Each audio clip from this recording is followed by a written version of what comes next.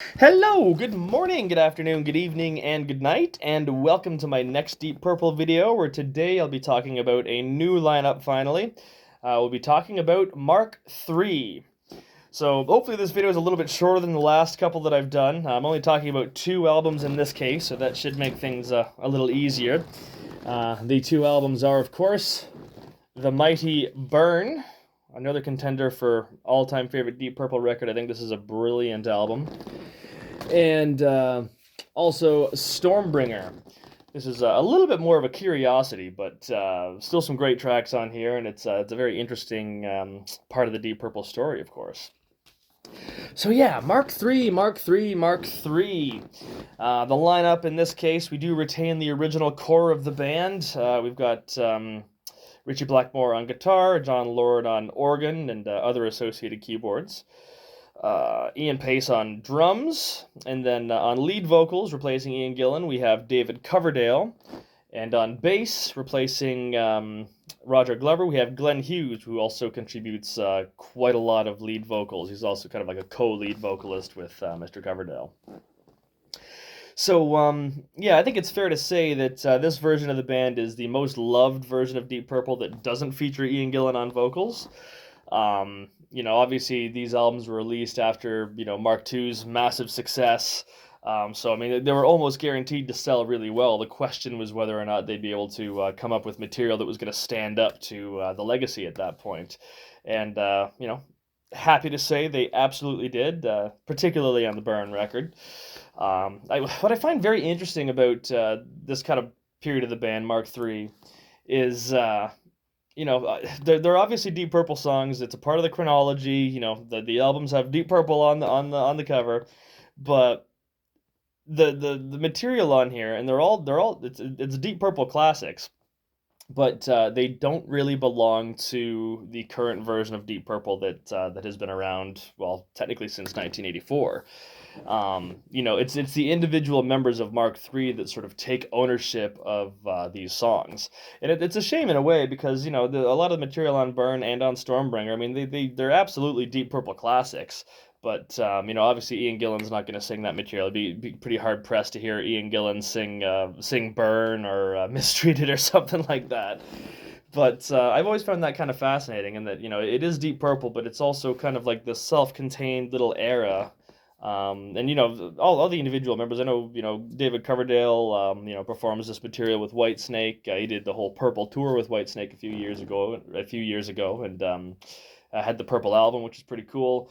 Glenn Hughes is always playing material from this era, and so is Ritchie Blackmore as well. I mean, some of the material on Burn in particular almost feels like Ritchie Blackmore solo. I mean, it feels like he's going in that direction. When I think of a song like Mistreated, I think my mind typically goes to like the versions that were done by Rainbow with Ronnie Dio. So it's an interesting sort of curiosity in that in their story they have this kind of lineup change that you know up until 1984 those were all the most recent Deep Purple songs, and then when Mark II reunites in '84, it kind of effectively eliminates the possibility of playing these songs in the set. But nonetheless, it's all really really good stuff. Um, Musically, there's definitely a big shift, and I think it's most noticeable on Stormbringer. And we're not talking about "Come Taste the Band" in this particular video, but I feel that this whole period in the mid '70s kind of creates something of a trilogy. I think Burn, Stormbringer, and "Come Taste the Band" are kind of they're part of the same thing, where they're taking that established heavy riffy rock from the Gillan era, and they're applying different elements to it. So I think Burn, they're putting most of the influences is blues that's coming in there. Stormbringer sees them bring a little bit more funk and soul, and then Come Taste the Band is more of like an explicitly funk rock sort of affair. I think that's just something that I've kind of made up in my own head, but it does feel kind of like a trilogy. Like after we get that classic Mark II, run of albums, we get this other area where they're bringing in these other influences a little bit more explicitly. So that's quite well and good.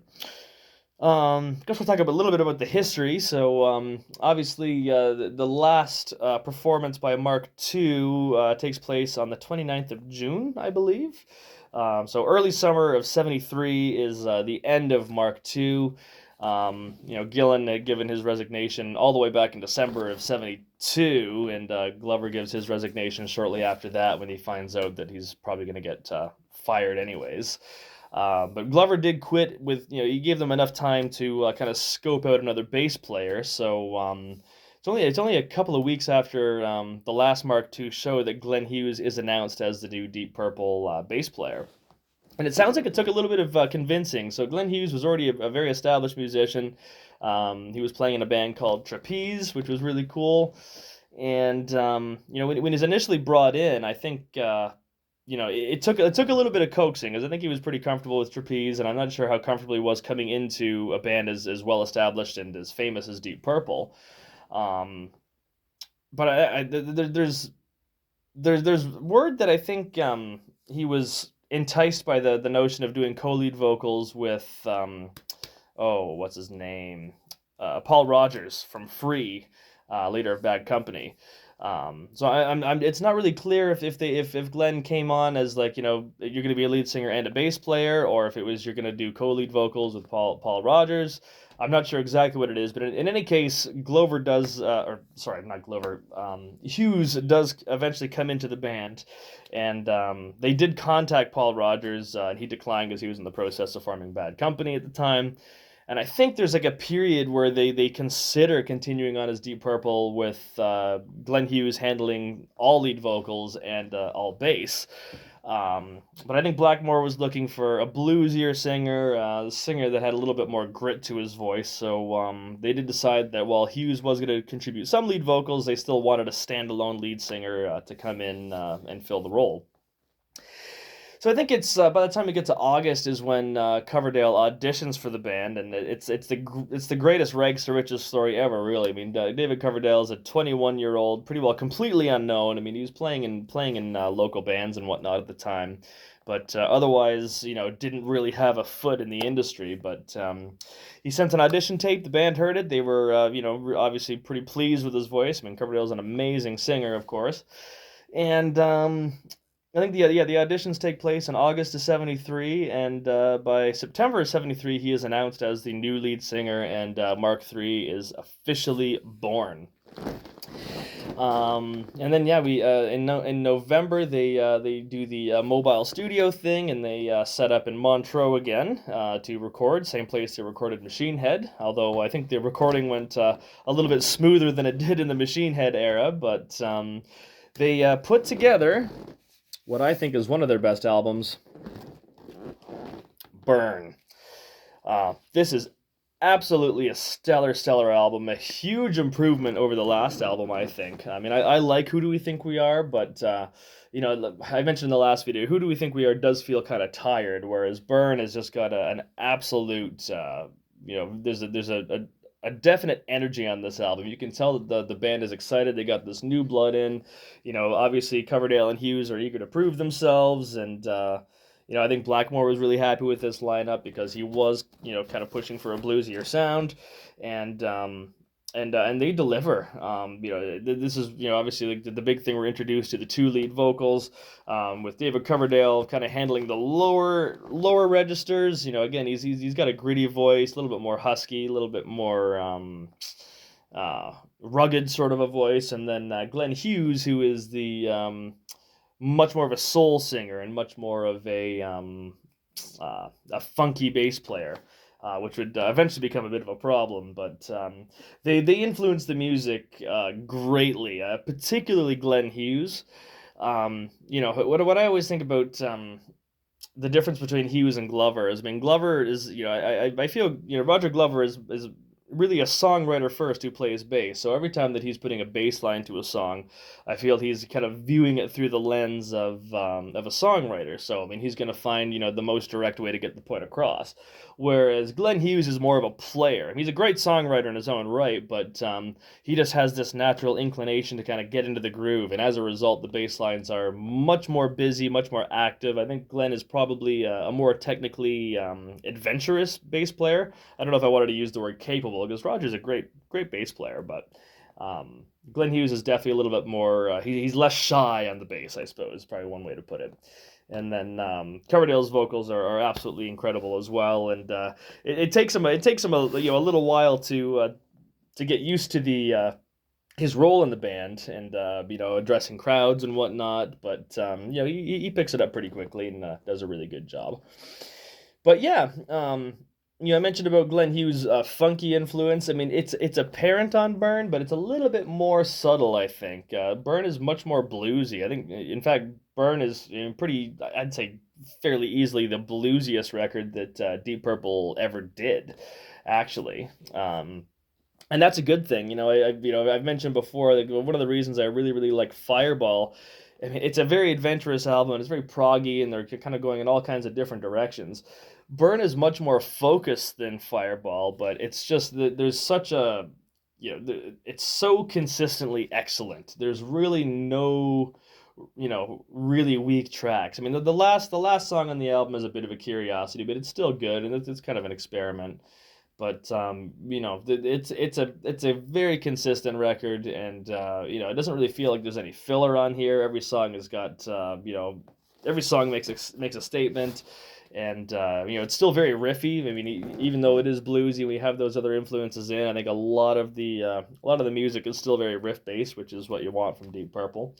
And it's just a fantastic album. And again, it's funny because in the chronology, like I consider this one of their greatest albums, but since 1984, this album almost feels like it belongs to a different band. It belongs to Mark III. It belongs to Blackmore, Hughes and Coverdale, or I think maybe that's Hughes, that's Coverdale. I'm not really too sure. The Candle cover is kind of difficult to discern.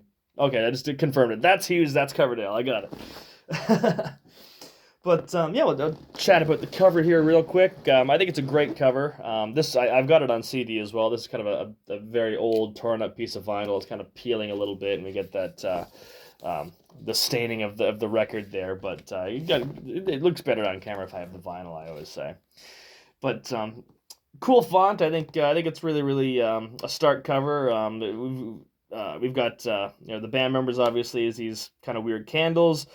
Blackmore has assumed the reins, and I think that's probably a very deliberate thing with Blackmore being on top, sort of leading the band ahead. I guess that was a prearranged thing that Blackmore would kind of have final say on the tracks because obviously the management and band wanted to keep him happy, as he was a bit of a temperamental person at this around this time, and well, any time really. He's kind of his own quirky personality, Mr. Blackmore, but.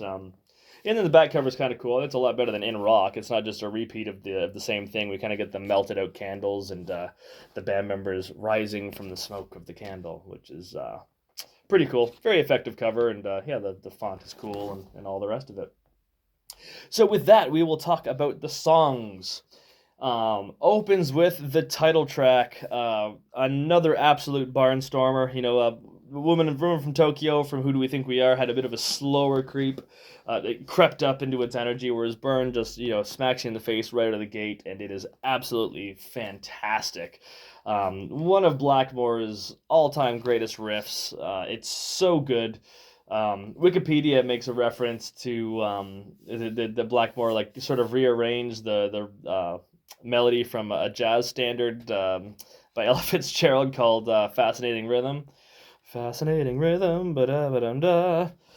Which it's a bit of a stretch. Maybe it's coincidental, but it's funny because I've known Fascinating Rhythm for a long time, and I never really made that connection with Burn until I was kind of doing a little extra research and listening to this album and listening to it for the purposes of this video. But I thought that was kind of funny.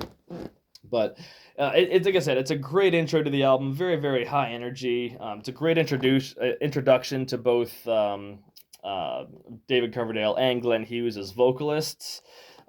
They both absolutely nail it, and the way that they trade the verses back and forth, I think, really, really works. A couple of moments where they harmonize, and again, the kind of husky bluesy tone of Coverdale's voice, it blends so nicely with Hughes's tone, which is obviously much much higher. But when they harmonize, man, it's a magic sound. It's super super good. Um, Byrne also has a couple of phenomenal solos. Both the organ solo and the guitar solo are totally fantastic. A little bit reminiscent of Highway Star, and that we get this really fast-paced, kind of frantic rhythm with these classical undertones kind of blended into the solos. I think the solos are both very much composed. These aren't improvised solos. And it's cool that they both have their chance to do the solo, but both the organ solo and the guitar solo both go into those. They repeat a very similar theme, but Lord is kind of putting these synthesizers on top. That's a notable factor on the album too. Is John Lord's introduction of synthesizers. So he's not exclusively the Hammond organ guy anymore. Now he's organ with a bit of synths, and there's some piano on here as well, which is kind of cool. So he's very much diversifying his sound palette a bit. But yeah, great solos on Byrne, great riff, great display of both singers, and one of the absolute classic Deep Purple tracks. Even though Byrne always felt more like a Ritchie Blackmore solo thing to me, and again, that's just kind of a side effect of the fact that Byrne would only be performed by Mark III and Mark IV. Technically Mark V as well. They did open with it when Joe Lynn Turner was in the band, but it's kind of a rare sort of exception. But I think it's the only time that Roger Glover would have played Byrne with Purple. But great introduction, one of the all-time great Deep Purple songs, and a song that I've loved since I was a kid. Really good stuff. We move on to track 2. We get Might Just Take Your Life. Really cool song. I really like this. Very much organ led. The organ is kind of back at the fore. Great sort of organ riff. Again, nice pacing for the album as well. Kind of similar to Highway Star and Maybe I'm a Leo, that we go into kind of a bit more of a laid back groove. Sounds great. Great showcase for John Lord. It's no guitar solo, which is very very strange. But yeah, it's really good. It was released as a single. I don't think it had too much of an impact really, but I really love the hook on the pre-chorus that I have told you, and then back into that hook, and it's good. It's great little track. We'll move on. We got Lay Down, Stay Down. Another fantastic song. This is kind of your fast-paced sort of a bluesy number. I really like the syncopated verses.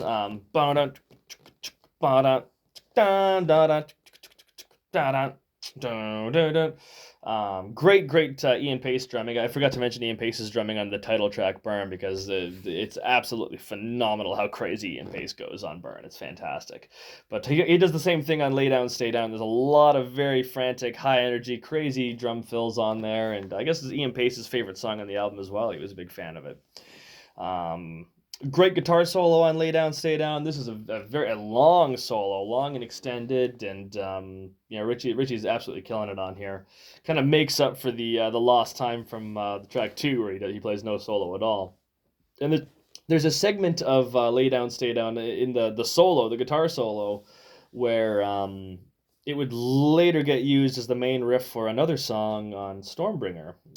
It has to be. There's no way that's a coincidence, but yeah, there is a little bit where and I'm sure if you don't already know what the Stormbringer song is I'm talking about, I'll just wait a few minutes and I'll get to it. But yeah, Lay Down, Stay Down, really good, high energy, fantastic. What more can you want? The first 3 songs are already on fire at this point. Track 4, we get Sail Away, one of my favorites on the album. This is really, really good. Classic bit of Ritchie Blackmore guitar riffing. Really, it's got a real menace to it, but it's also, we see those funk influences appearing on Sail Away, but it's much more subtle.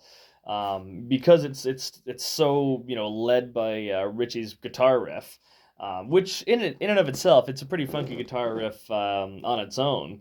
But yeah, like I said, the riff is the first thing you hear, and after a while, when you start kind of bouncing with the groove, you realize that yeah, this is a funky thing. Funny thing about the guitar riff, and I never really picked up on this, but apparently it was loosely inspired by Stevie Wonder's Superstition. Glenn Hughes is a huge Stevie Wonder fan. He would end up hanging out with Stevie Wonder, I think, at some point in this era. But the song itself, Superstition, I never really noticed it, but there is sort of a link between the Sail Away riff and the Superstition riff. Superstition, and Sail Away, it's not exactly the same, but it's almost, the Sail Away is almost like an inverted heavy metal version of that riff. I don't know if it's heavy metal, but it's the heaviest version of a funky song like Superstition you're ever likely to hear. But great vocals again. I love the chorus. One thing I really like about the Sail Away riff is how it doesn't repeat exactly the same every time. It alternates, and I really like when he just hits the eighth notes, boom, boom, ding, ding, bum, bum, bum, and Ian Pace accents it just right, and that's kind of what gives it that really funky feel. But yeah, really cool. A lot of synthesizer on this track as well. So again, we see John Lord kind of tinkering with the new technology at the time, and yeah, one of my favorite songs on the album. This was never played live, weirdly enough. I don't think it was. Anyway, if it was, it got dropped from the set pretty quickly. But yeah, right off the bat, side one's got two of my favorite Deep Purple songs, and then two just really, really great and enjoyable album tracks. So the first side does really, really well. We then flip the record over, and we get another one of my all-time favorite Deep Purple tracks. We get "You Fool No One." Fantastic, fantastic song. Very, very high energy. Ian Pace does a legendary groove. This is one that I learned this on drums when I was just starting out, and it was so addictive to play. I mean, it's kind of like a paradiddle with the last double left kicked out, like a paradiddle, right left right right left right left left right left right right left right left left, and you kind of right left right right right left right right left right left right. It's very close to a paradiddle. Once you, as a drummer, you kind of get that concept in your head. It's easier than it sounds. The trick is the endurance and to be able to play that groove as long and as consistently as he does. And the other part of the groove is the fact that he chokes the cymbal every second rotation of the riff. That's crazy to have such a busy drum pattern like that, and he still is choking the cymbal as a part of the groove. That's Ian Pace is such an underrated drummer. He's brilliant musician. And the guitar riff is also fantastic. I'm doing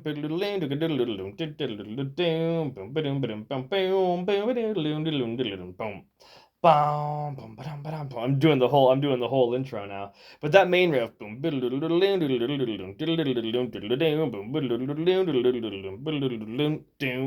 again, really funky, and it's definitely a Blackmore riff. But there's a natural inclination to funk, and I think that would have made Glenn Hughes feel quite at home. Well, one thing that I really like about "You Fool No One," I mean, obviously it's great that most of the verses are harmonized, so we get both David Coverdale and Glenn Hughes singing the main part. But I like how frantic and high energy and crazy the rhythm is.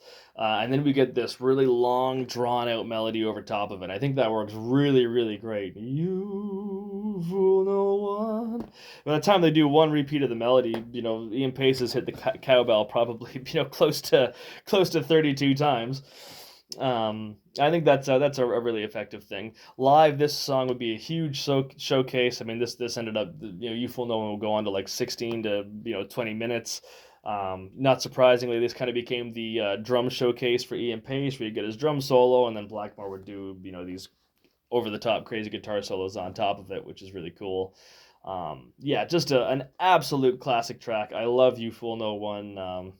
Again, one of my the three of my potentially all-time favorite Deep Purple tracks are on here. So, very, very good stuff. We move on to the next track on side 2. We get "What's Going On Here." This is the most well, I don't know if I want to say it's the most explicitly bluesy track, but very bluesy. For all intents and purposes, this is a very traditional blues track with some nifty arrangements, and there's a few, a couple of verses where they extend it by a few bars. The call and response between the vocals and the guitar and piano are really, really cool. I mean, Richie would respond to Glenn, and John would respond to David, and vice versa. So there's some clever arrangements being put in into otherwise a pretty basic blues song. Um, I think this is probably where Hughes's voice is used to its best. We get lots of great moments of him singing. It sounds really, really good. Coverdale's there, but I mean, Coverdale's more sort of the co-lead vocalist on here, and Hughes kind of gets a little bit more of a showcase vocally. But great track. This is probably as far as like the main songs of the album, this might be my least favorite, but still fantastic. This is on one of the great albums of the band, so can't complain too much. But then track 7, very much the centerpiece of the album, we get Mistreated. This might be the bluesiest thing that Deep Purple ever did, the bluesiest thing that Ritchie Blackmore ever did. I think I mentioned in the intro to this video. It's very funny that when I think of the song Mistreated, my first thing is like, oh, that's a Ritchie Blackmore solo song. Ritchie Blackmore never really had a solo career per se. I mean, he had Rainbow, which he was in charge of, and also Blackmore's Night. But I always think of Mistreated as something that whatever band that Blackmore is playing in, he'd do some kind of version of Mistreated, I would think. Obviously the version with Ronnie Dio on vocals on the On Stage album by Rainbow was fantastic, but Coverdale is the original singer and he's the original writer of the song, so it is very much his baby. I know David Coverdale has kept this song in his sets for fairly consistently over the years with Whitesnake. I think so, anyway. But it is a fantastic song, very much a slow, heavy blues. Maybe this is Deep Purple's answer to Since I've Been Loving You by Led Zeppelin, but I think I like Mistreated a little bit more. Mistreated's got a little bit more of a bite to it. It's still very riffy. I mean, it's not traditional blues. I mean, this is heavy European blues. There's still some fanciful arrangements that are put in here, but it's just incredible, and it builds so well. Fantastic guitar solo. It really kind of comes down. The guitar solo isn't particularly bluesy. I mean, I think it kind of foreshadows the kind of solo style that Ritchie would apply to in Rainbow a couple of years later. But it's just a great track, and this is really David Coverdale's big showcase moment. This is where Coverdale really shines. This particular song, it's just David Coverdale on lead vocals. I think that was a good decision. And he absolutely nails the vocal track. Apparently, he was very self-conscious. They recorded Mistreated throughout the night. I think it was like from like 11 to 7, like doing the night shift. And I think Coverdale spent all night recording it, and then wasn't happy with it. He was like so upset because, obviously Coverdale's just a kid at this point, right? I mean, he's still he's in Deep Purple, but he hasn't experienced any live gigs at the time, when they're recording this. He just knows that he's in this band, and he's got all this pressure on him to record this new album, the follow-up to Who Do We Think We Are? So I would imagine the pressure would have been immense. But he must have channeled that, whatever anxiety he must have been feeling into delivering, one of the great vocal performances in Deep Purple's catalog. His voice is just fantastic. Lyrically, it's not the kind of thing that I would go for. It's kind of your classic blues trope, my baby left me. And, I'm not a big fan of the typical singer that'll do like a baby, baby, baby. But the vocal performance is just so good. It gets a pass. It's a really, really great moment. Mistreated. You can't go wrong. Possibly the best, the highlight on the album. It's just fantastic. And then, weirdly enough, after this amazing epic of a song concludes, we get A200, which is just this little march sort of a thing, dominated by John Lord's synthesizers. It's just an odd way to end the album. I mean, Mistreated seems like such an appropriate closer. And A200 almost feels like it could be like the intro to another song or something like that. But you know, it's neat enough. I do enjoy it. You know, it's cool hearing John Lord farting around on a Moog. But yeah, it's just it pops up in an odd space. And it doesn't, you know, it's clearly a showcase for the synthesizer and nothing more. I mean, it's not like Ian Pace is doing anything particularly exciting, and you know, Blackmore, he has a couple little moments on there, but yeah, just kind of a curious thing to finish off the album with, and it's almost like, you know, it's like a sci-fi sound. This is the tone of the synthesizers, but it's not particularly riffy, heavy, or bluesy. It's just this, you know, if anything, it's a little bit proggy maybe, but it'd be more proggy if it was the intro to another song. But you know, whatever. It's a curiosity. It's good. It, you know, it deserves to be on here, and that is the main part of the Burn album. There was another track that was recorded after the Burn sessions, called Coronarius Redig or Coronarius Redig. I'm not really sure exactly how to pronounce that one, but it's cool. Just a very jammy kind of instrumental. It was the B-side to the Might Just Take Your Life single. And it's really cool. I think, you know, it really demonstrates Glenn Hughes as a bass player, and it kind of, you know, it further demonstrates my point about how, you know, Glenn Hughes is, you know, he influences the music with his playing a little bit more than Roger Glover did. Where, you know, like I said, Glover's just looking for, like, you know, the you know, the core parts that he can put his bass line together, whereas, you know, Glenn's gonna, you know, put some technique and put some feel and put some groove into it because he's naturally inclined towards funk. And you know, obviously this becomes a bit of a problem down the road because Blackmore is not into the funky stuff. But you know, it's interesting that they would decide on somebody like Hughes, who is so naturally funky in his playing. You know, I think maybe Blackmore underestimated just how much that would influence the music. But in any case, very interesting stuff. Um, so I should talk about the next sort of chapter, and I won't spend too much time on this, but as they're out on tour for the Burn album, the first half of 1974, probably one of their all-time most legendary live performances takes place at the California Jam. Was it April 4th? It was in April in any case, but huge festival. You know, there. I don't think there's any exact numbers of what the attendance was, but close to 500,000 people. I think it was like between 200,000 and 500,000 are some of the estimates, but far and away the largest audience that any incarnation of Deep Purple would ever play to. Um, and it's a famous gig because Richie has the greatest temper tantrum in the history of rock music, as far as I'm concerned. So Deep Purple is sharing the headline spot with ELP, and they have a contract where they're supposed the Purple is the first band to go on when the stage lights are on, because they want to have this, you know, the effect of that. You know, the audience goes, ooh, you know, the fancy lights, this is so great. So that was written in their contract, and against all odds, this festival happened to run quite a bit earlier than it was supposed to. And sun wasn't down yet, but they go to the band's dressing room, knock, knock, knock. Oh, it's time for you guys to go on. And Richie Blackmore says no, and he locks himself in his dressing room for I don't know, it's almost like 2 hours. There's a huge span of dead time on this festival, and you know, they keep pressing him. They keep pressing him. Blackmore says, "No, I'm not. The contract says not until the sun goes down. We have to be the first band with the lights," and he sticks to his guns.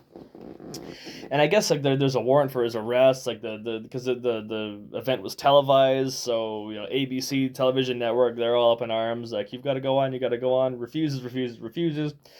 But in any case, finally the sun goes down. It's dark enough to turn the lights on, so Richie obliges, and they go out and they play the set. It's a ferocious set. You know, again, they must have been pretty charged up on playing to an audience of that scale. And the set is great. Yeah, they play most of the Burn album. Yeah, the only Mark II songs that survive really are "Smoke on the Water," obviously, and then they close with "Space Truckin'." The band also did "Highway Star," but I think that's kind of the extent of the Mark II lineup that they did. But anyway, as far as the California Jam goes, you know, set goes on, you know, well enough. Things are all good. When they're doing the big grand finale at Space Truckin', there was a cameraman that was bothering Richie at his side of the stage there for quite a while. Stage left, and Blackmore's kind of doing his solo. They're kind of doing the Mandrake Root section of Space Truck, and he takes his guitar off and he's doing his little tricks and all that, and finally wreaks his famous revenge on the camera and just uses the guitar to smash the camera and the guitar itself into smithereens. I think the camera was worth like 3, 4, 5 grand back in like 1974 dollars, so pretty high end piece of technology that he demolished.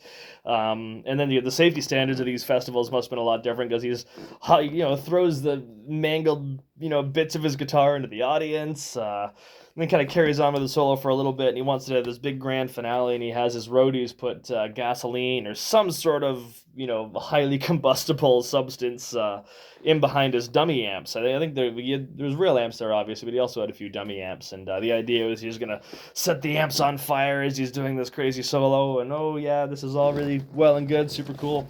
Well, of course, they put way too much whatever it was, ignition fluid, gasoline, who knows, but they got a little bit too generous with it, and they basically blow up that whole section of the stage, and the video is hilarious. I mean, you see Blackmore get knocked down, everyone backstage is in a panic mode trying to get these like flaming bits and pieces of amplifier out of the way.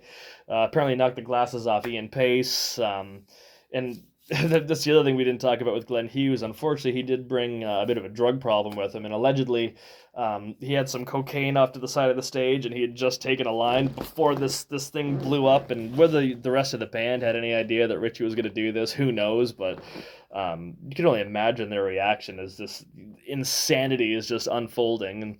And after the fire gets put out, Richie just kind of goes on this madman mission of grabbing all the little bits and pieces of the cabinets and amps, and he's throwing that into the crowd. It's just pure pandemonium. They don't do festivals like that anymore, that's for sure. And I can imagine what poor David Coverdale was thinking. I mean, literally a year prior to the California Jam, he was still a total unknown playing in bars and whatnot. Now he's in front of, close to 500,000 people, and his bandmate is just blowing things up and throwing shit into the crowd, and just, it is a very funny story. And then, of course, by the end, the band had to be escorted by helicopter because, the fire marshals and the police were all after Richie because of all this reckless endangerment and whatever. And what a way to headline a show. And then poor ELP had to go on and follow that madness. And I'm sure they did a good set. But I think when people think of the California Jam, I feel Deep Purple is probably that's the band you think of when you think of the California Jam. But yeah, they were literally on fire at this point. Anyway, we'll keep this video rolling along here, and we'll get to the next album. So this is where things start to change. We get Stormbringer. This was recorded kind of late summer of '74, so not too a few months after the California Jam, and like I said before, this is a bit of a curiosity of a record. I think you can tell that the band is sort of fragmenting a little bit. Blackmore is clearly not nearly as dominant as he was on Burn. I mean, Blackmore's influence on Burn is very, very apparent, and there's only a small handful of tracks on here that you can identify as being like, oh yes, that's obviously Richie Blackmore. We really see. I mean, people tend to say Coverdale and Hughes influence. I think there's a little bit more Glenn Hughes on this. Coverdale's obviously there. By this point, he's much more comfortable being in the band. He survived the California Jam, and he'd been in the band for a year at this point. So I think he's feeling a little bit more, comfortable in the shoes that he's wearing. But yeah, I mean, it seems as though like the real core of the band is taking a bit more of a back seat, and it is, Glenn Hughes was also, like I said, kind of dealing with a cocaine problem, so he's probably, forcing his will a little bit more aggressively than the others. But the biggest thing here is the continuation of the funky influences. Where Burn, the funk is much more subtle. It's very explicit on here, and famously Richie Blackmore did not like the funk influence at all. He was quite frustrated. I guess Blackmore says he was kind of going through some personal stuff at the time. I'm not sure if it was like a domestic thing, divorce or whatever it might have been, but he was kind of half present during the sessions. I think he was also a little distracted because he'd been thinking about doing solo stuff right the way back to Who Do We Think We Are, really. I think the new fire in the band around the Burn era would have kept him engaged, but I think he was still thinking of going solo or starting his own band that he would have, full control and, sort of dictatorship over. During the recording of this album, there was a big disagreement. Blackmore really wanted to record a song by Quatermass called Black Sheep of the Family, and the rest of the band said no. And I'm not sure if that would have rubbed Blackmore the wrong way, because, he's the leader after all, right? But that kind of got shot down, and not too long after the album's recorded and released, it's early '75. He actually goes into the studio with members of Elf, which was Ronnie James Dio's band. They were playing. They were opening for Purple at the time, and he kind of sneakily records Black Sheep of the Family. And I think it's still "I'm Sad" as like a solo project, but that becomes Rainbow later on. But yeah, in any case, we're talking about Stormbringer here. So, like I said, the biggest thing is the funky influence. I'm definitely not as big a fan of Stormbringer as I am Burn. I do think, I do think that there's some good stuff on here, but you can tell that the band is kind of fragmenting. There is that small handful of clearly Blackmore influenced songs, but then there's other songs where you can tell Blackmore's just not having it, and it's clearly the rest of the band. So you can kind of see these different factions popping up. It's not nearly as consistent or coherent a record as Stormbringer, or as Burn. Sorry, not as consistent or coherent as Burn, but it's still got some classic material on here. I think it's got a great cover. This is the first time since the Book of Taliesin where the band is not on the cover. I don't think they're ever on the cover post 1984, but it's almost a weird thing for a Deep Purple record in the '70s to not have the band on the cover. Very famous photograph of a tornado is taken, I think, in Minnesota or something like that. Back in the '20s, and this is like obviously an Arders rendering, and we get the cool, flying horsey. There's a word for that. Stallion. I don't know. I can't think of it in this moment. And then of course we've got a little rainbow here, which is perhaps a sign of things to come. But I think it's a great cover. Don't know how well it suits the music, but it looks good. It looks good. It fulfills that role well enough. So on that, we'll talk about the tracks. So opens with the title track, just like Burn. Just like Burn opens with Burn, Stormbringer opens with Stormbringer. This is certainly the most well-known track on the album. This is the one that appears on Deep Purple compilations. I think it's really good. I don't think it's as good as anything on Stormbringer. I keep mixing them up. It's not as good as anything on Burn. I think even the best songs on Stormbringer don't really hold a candle to Burn, pun intended. But it is a really good track. The opening is a real change in tone. It's almost like carrying on from where A200 left off, and then we get that synthesizer tone right up in your face, right off the bat, which is pretty interesting. And then it goes into that main riff, and this is one of those classic Blackmore moments.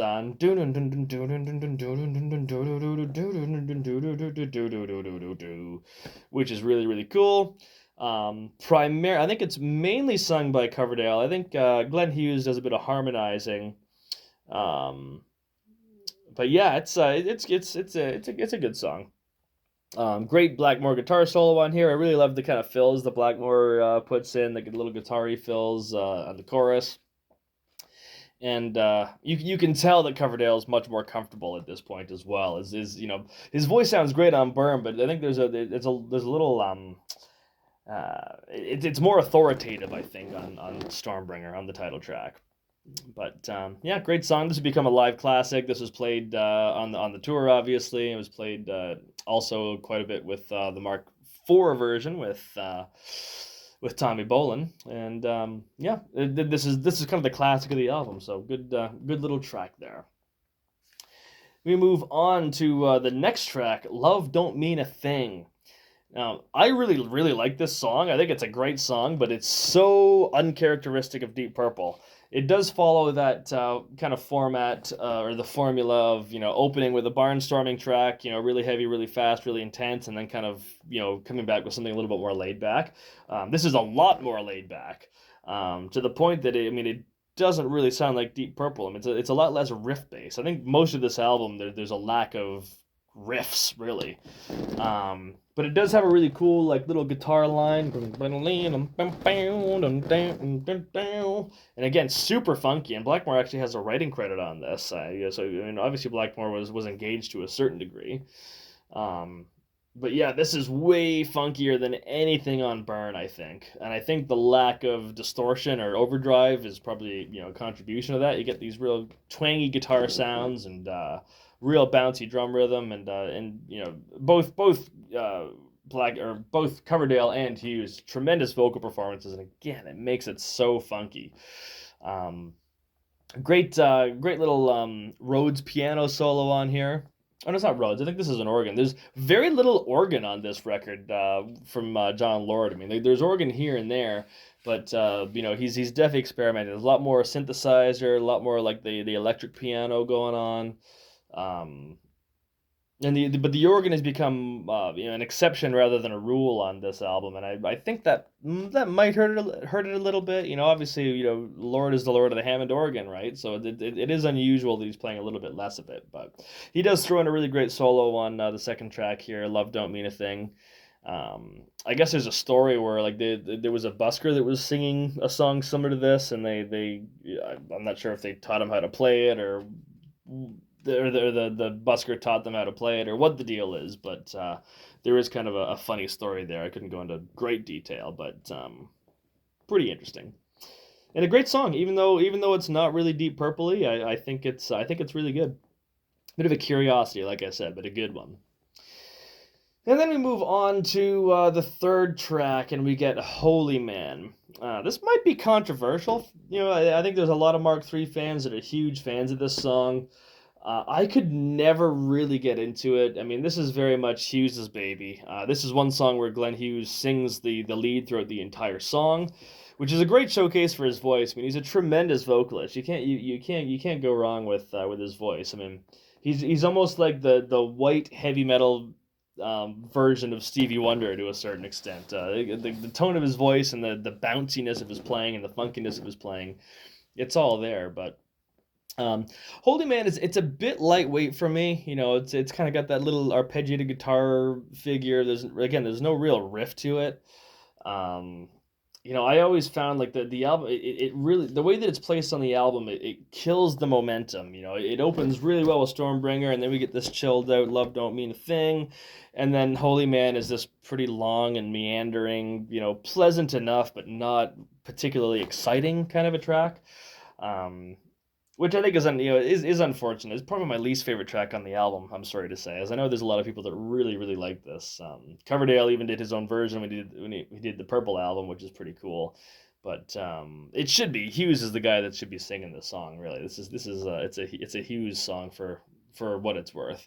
Interestingly, this is one of the only songs in the catalog at this point that Ritchie Blackmore has no writing credit on whatsoever, which is fair enough. I mean, if they were kind of jamming this and or Hughes kind of said, "Oh, check this out," I mean, Blackmore would just be like, "No, I'm not gonna do that." Apparently, the guitar solo is performed with a screwdriver because he couldn't be bothered to get a slide. He was just so unenthused with these funky elements or whatever. But yeah, kind of a funny story. It's a good solo, still a good bit of Blackmore doing a slide thing. But yeah, like I said, not the best thing on the album for me. It's a little underwhelming. And the last song on side one, sorry, is Hold On. And this is a song where, I mean, I feel that the record does dip quite a bit with Holy Man, and it almost comes back up with Hold On, but it's still not quite enough. It doesn't have that heavy element, unfortunately. I do think it's a great song. I mean, I like Hold On quite a bit more than Holy Man. I really love that electric piano figure that John Lord does at the beginning.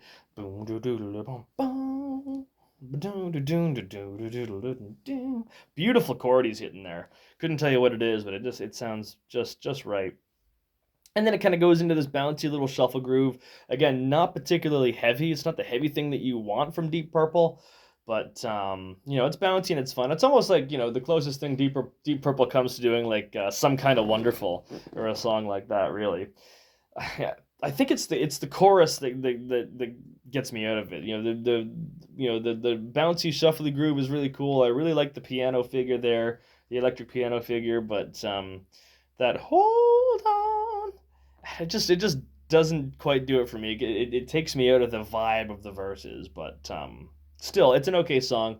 The album's kind of it's slowly working its way back up to what we would consider traditional Deep Purple material, but yeah, the first side on as a whole really does kind of lose momentum pretty quick for me. It doesn't quite recover until we get to the next side. So, on that note, we'll flip the record over, and we get side 2, which opens with Lady Double Dealer. I really like this one. I think this is a fantastic song. This is this is one of the clearly Blackmore sort of songs. Great riff. Really,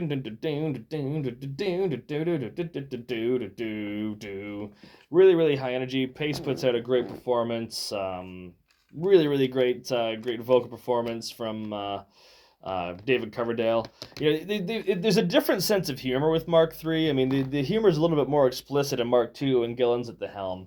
But there is a sense of humor with Mark III. There's a line that just it just makes me laugh because it's so impolite. We'll say it's the second verse. I ain't satisfied dealing with secondhand goods, and we all know what he's talking about, right? It's just I don't know if he's trying to be funny, but I find that line to be kind of hilarious. But the arrangement, as a whole, I think it's really good. I really like towards the end, when we get that "get out of my way," and then they harmonize the main riff. The piano comes in, or the electric piano comes in, and they get the harmonized version of the main riff. I think that works really, really well. It's a real potent part of the song. And yeah, overall, this is a great one. I'm a big fan of Lady Double Dealer, one of the best on the album, for what it's worth. We go to the next song, track 6, track 2 on side 2. Another one that I really like, possibly my favorite on the album, which is interesting because this is probably the funkiest song on the album. You Can't Do It Right with the One You Love. I don't know what it is about this song. It's just so infectious. It's so groovy. It's got such a great hook. I think this is an interesting situation where we get like the main riff is very characteristically Blackmore. Boom, like that sounds like a Blackmore thing, but when it's put through, the filter of Glenn Hughes and the Coverdale and the rest of the band, yeah, especially at this time, it just turns it into the funkiest dang song you've ever heard in your life. And this is kind of what I mean. Like this is sort of like the hard rock version of a Stevie Wonder or something like that. But really good. Like, the chorus and the hook is so catchy. I have no idea what on earth they're talking about, but but it sounds good and it's got a great hook. Really like the kind of pre-chorus, again pretty syncopated. That boom boom boom boom dun dun dun dun dun dun dun dun. You can do it right with the one you love. So good, and lyrically, it doesn't seem very characteristic of Deep Purple. But again, this is Coverdale and Hughes, stamping their influence on the band. They probably did so quite a bit more than Gillan and Glover, I would think, just because like the changeover from that kind of classic riffy period to this funky period it happens really quickly. It's again, like the band's only been together for about a year by the time they start recording this, so it doesn't take long for the overall tone of the band to shift. But there's some gems on it for sure. And You Can't Do It Right might be my favorite track on the album. There's a good chance it is, honestly. But yeah, very cool song. Yeah, can't go wrong. We move on to the next track, track 7. We get High Ball Shooter. This is the one where I swear the main riff is taken from a segment of the solo at Lay Down, Stay Down. They do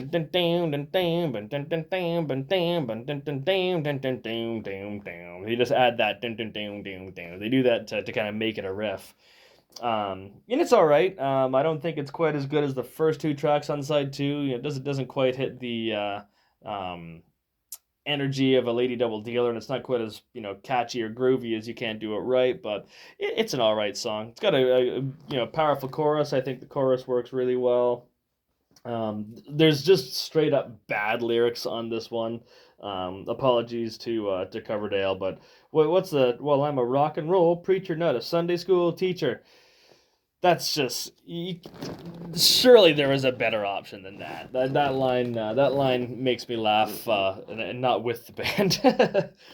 um, I got maybe it's just the time. It was late 1974. Maybe these were wouldn't have been as cheesy at that time. But looking back on it, 40 years later in 2024, it's like, oh geez, is that 40 years? 50 years. Wow, that's weird. Yeah, I'm just blown away by the relentless onslaught of time there. Interesting. We're almost done though. Well, we've got two more tracks left. So track 8, we get The Gypsy. This is a really cool song. It does not seem to belong on this album. This is what I was saying about the album seeming kind of disjointed. We get this like really funky element, but then we also have a song like The Gypsy, which is it seems like proto Rainbow to me. This sounds more like something that Blackmore would do when he's in Rainbow than he is with Purple. And again, like this feels more like a Richie Blackmore solo thing that just happens to be on the Mark III Deep Purple album. I don't think it. I mean, it did get played live by Deep Purple, but it didn't. I don't think it survived past that. I don't think Rainbow played it. I don't think it's been played by Blackmore's Night. I think this is one that's kind of been forgotten about. Coverdale may have done it. I'm not sure if he did it on the Purple album or not, but it's a great track. A very dark, moody sort of a piece, but the riff is quite emotive. I mean, this is more of a riff-based song, but the riff itself is very melodic, and it is quite moving, really. Um, and yeah, the both singers put together a really good vocal performance.